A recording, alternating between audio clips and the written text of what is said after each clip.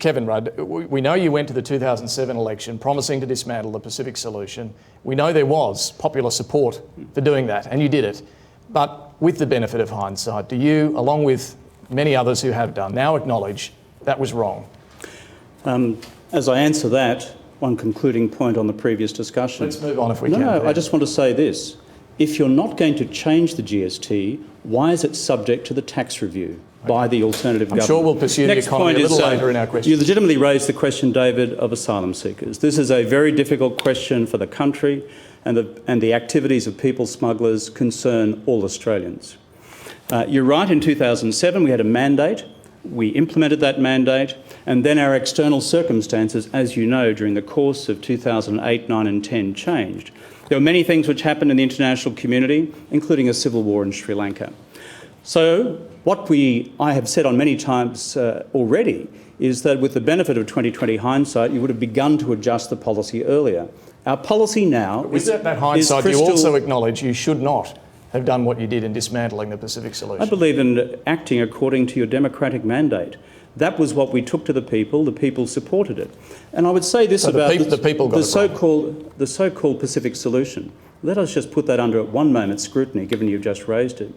The truth about the Pacific Solution is that 70%, thereabouts, of those people sent by Mr Howard to Nauru and elsewhere as part of the Pacific Solution used it as a way station, and then within a couple of years were in Australia anyway. It was not a durable response. What I've put forward is a new policy for the future with one simple principle attached.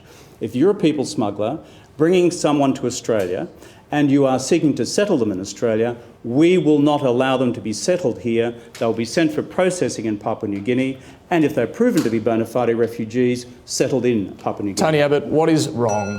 What is your problem with this current policy? We know you've been very critical about Labor's chopping and changing on this and the number of people who've come, but what is actually wrong with this current policy? Well, we will salvage what we can from the arrangements that Mr Rudd has made with PNG, and let's face it, we invented offshore processing. The Coalition invented processing at Nauru. The Coalition invented processing at Manus Island. Is there anything wrong with the current policy? And Mr Rudd closed it all down, and it's because Mr Rudd closed it all down that we've had more than 50,000 illegal arrivals, more than 800 boats, $11 billion in budget blowouts, and tragically more than 1,000 deaths at sea. It's important to get the facts straight here, David.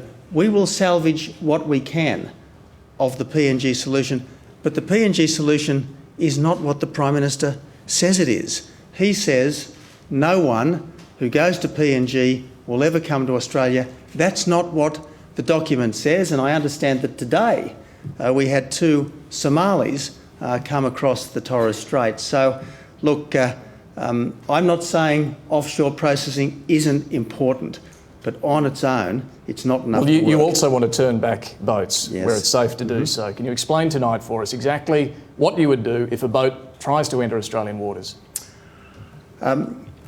If it's safe to do so, as advised by the operational commanders on the ground, it will be turned around. Now, there's no mystery to this. This is not some unprecedented action. The Australian Navy, for more than a decade, has been dealing with pirate boats in the Persian Gulf. The US Coast Guard, for more than 2 decades, has been turning around boats in the Caribbean coming from Cuba to Florida. The Australian Navy did it several times successfully before. Do you think this really would spark some sort of conflict with Indonesia? I think the first point to make about it is that when Mr Abbott says when it's safe, the truth is the operational command given by people smugglers to those boats is this. If the Australian Navy or anyone else tries to turn your boat around, scuttle a ship. And under those circumstances, people then drown. And under international maritime law, what then happens is that the nearest ship is required to go and rescue.